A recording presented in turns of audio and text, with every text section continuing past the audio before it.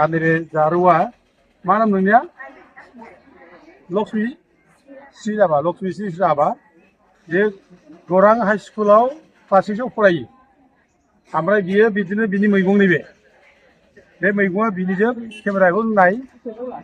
बिनि मैगंजों बियो दा बिसोरो न'आवनो मावो बेखौ न'आवनो नैबे बिफा बिनि मा नाम बिफा राजकुमार राभा दा बिसोरो न'आवनो मावो दा बिमायाबो दं बिमाया खामानि मावदों माबायाव लामा सिंजों माने मावगासिनो दं खामानि दा जोबोद खस्थ' खालामदों बाजाराव फैबाय थायो आं बेखौ बाजाराव जों नुबाय थायो बाजाराव फैबाय थायो बाजाराव मैगं लाबोबाय थायो बिदिनो स्कुलावबो थाङो गौरां स्कुलाव क्लास 6आव फरायो दा गोजां बोथोर बिराद दाखालिनिफ्राय एथ' गोजांनाय बे समाव नैबे जि गाननानै दं आरोखि नैबे जिया नोंनि ड्रेसा सेन्देला बे दा न'आवबो ड्रेसा मोजां गैयाना न'आव दङ स्कुल फरायना दं दा दा बिदि गोजांनाय समाव बे दङ दा ओंखायनो जोङो बेयाव दिनै बेखौ एसे सहाय नायब्ला मोजां गोरिब गथ'फोरखौ गांसेबाबो गस्ला जोङो नायब्ला मोजां होननानै जों ज' सावरायदों दा जोंनि लोगोआव दङ बड'लेण्ड जनालि सरसा मन्थ्रिनि जेरै एक्जिकिउटिभ मेम्बार धर्मेश्वर माने धनेश्वर ब्रह्म क'क्राझारिनि दा फिसाला बेना फोरदान ब्रह्म आइ एस अफिसार दा आइ एस अफिसार बिफा धनेश्वर ब्रह्मआ जनालि सरसा मन्थ्रिनि एक्जिकिउटिभ मेम्बार ओमफ्राय नै जोंहा दङ जाहैबाय वीरेन्द्र कुमार बसुमतारी डाइटनि रिटायार्ड प्रिन्सिपाल क'क्राझारनि दा बिथाङा जों दंफायो ओमफ्राय नैबे जोंहा दङ जाहैबाय उनाव कफि बसुमतारी बियो इन्डास्ट्रिनि अफिसार बे जनालि सरसा मन्थ्रियाव जों दंफायो बे माने जोंजों लोगो लाफाबाय थायो गोदोनिफ्रायनो दंखायो बेहा जों देबसु मावब्ला बे समाव बे जोंजों बे बड'फा उपेन्द्र ब्रह्मया बाउण्डारि वाल बानायनाय गासिबो खामानि दङ आरो बिनि बिब'आ खैसारिया गसाइगाव क'क्राझारनिफ्राय सरि बिजनिनिफ्राय क'क्राझारसिम साइकेल सालायना फैयोमोन आबो फरायनाय समाव आदब फरायनाय समाव बेनि फंबायजों दा कफि माने बसुमतारी बे ओमफ्राय जगेश्वर ब्रह्म बिथां क'क्राझारिनि बिथाङाबो जोंजोंनो फैबाय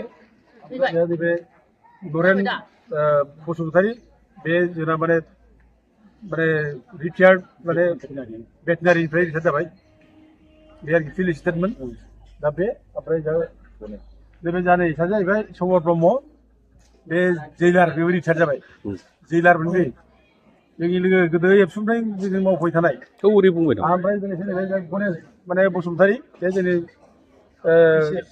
बड'लेण्ड जनालि सरसा मन्थ्रिनि ट्रेजारार जों ज' जों बोरैबा जों जाथियाव माने एसे खामानि मावनो हायो ज' जाफिनलायदों गोबाङानो आरो जों गोबां मानसिजों जों जगाजग खालामबाय थायो जोंबो ज' ओंखारगोन जोंबो ज' ओंखारगोन होनलायनानै बेखायनो जों दिनै ज' माबानानै जों बोहैदों आरो बे जारावनो जों एसे फिसा जों माने माबा गाननाय जोमनाय जोङो सानदों गोजांनायखाय आरोखि बिराद गुदुं जों होनो नागिरदों दा बेखौ जाहाथे बे लायो नों बेखौ लादो ओमफ्राय लेखा मोजां फरायनांगौ दे लेखा फरायनांगौ लेखा फरायनायखौ गारनो नाङा खामानि मावनांगौ लेखा फरायनांगौ दा जों मिथिगौ बे भारत संबिजितआ दिनै जोंनो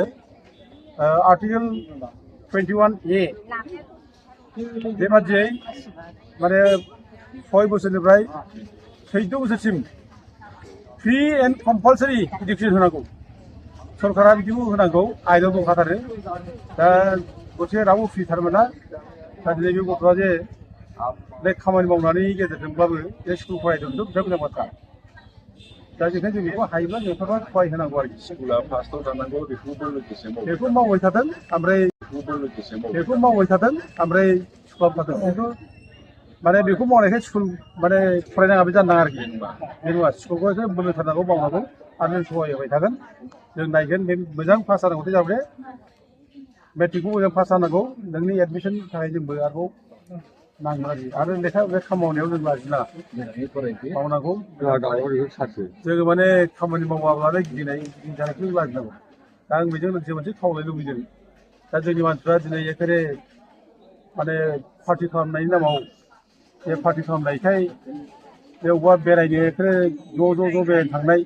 लाख फैसा खरस खालामनाय बेखौ जों बन्द' खालामनांगौ बेखौनो जों बन्द' खालामनांगौ आरो पिकनिक जानाय ज' फैसा नागार इएमफोरनाव सिटआव फैसा नागार फैसा बे पिकनिक जानाय फैसा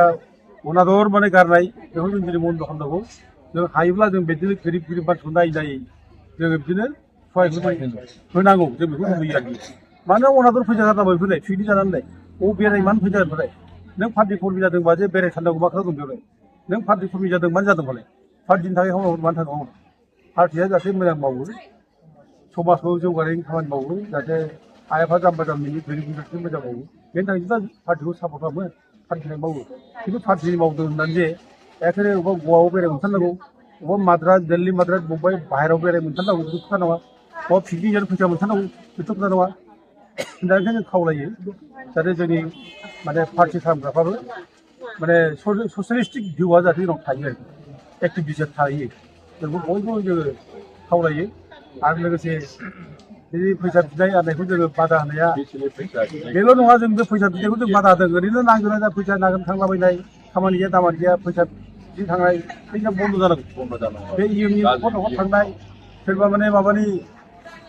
मा होनो सिपनि न'खर न'खर थांनाय फैसा नागिरनाय बेफोर फैसा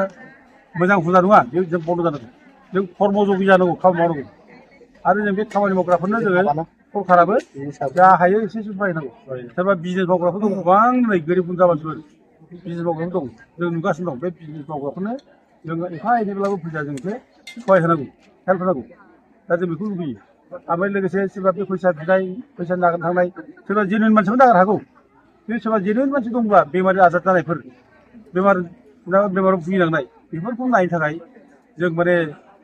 जोंनि प्राइमारिफ्रानो जेनेबा ब्लकफ्रानो दायथ' लानांगौ आरो फैसा हेल्प होनाय औ जों हेल्प होनांगौ आरोखि आरो सोरबा एडमिसन नांथारगौ जानांगौ सोरबा फरायनायाव सहाय नांथारगौ एडमिसन लानो फैसा गैया दा बेफोरखौबो जों सहाय होनो थाखाय जोंनि माने प्राइमारिफ्रा ब्लकफ्रा हेल्प होनांगौ दा खिन्थु बिदि नङा जे जों गोरलै बोरलै थाङै सानफ्रोमबो सिंथाव थांनाय बिजनेसाव थांनाय फैसा नागारनाय बेबायदिजों जानाय नङा सिस्टेमजों थांनांगोन दा जों बेखौनो खावलायो जे जोङो माने जोंनि जिसिबां माने कर्मिफोर दं पार्टिनिल' नङा बिदिनो आफादनि कर्मिफोराबो मोनसे सेन्टिमेन्ट गोरिब मोनसे अननाय माने असहाय मानसिखौ सहाय होनाय बेबायदि खामानि मावो जों बयखौबो खावलायहरो आरो जाहाथे जारुआ लेखाखौ मोजां फरायदो लेखा गोरों जानांगौलै मिथिबाय ज' लोगो लानानै जों गाननो नोंलाय बे हामगोन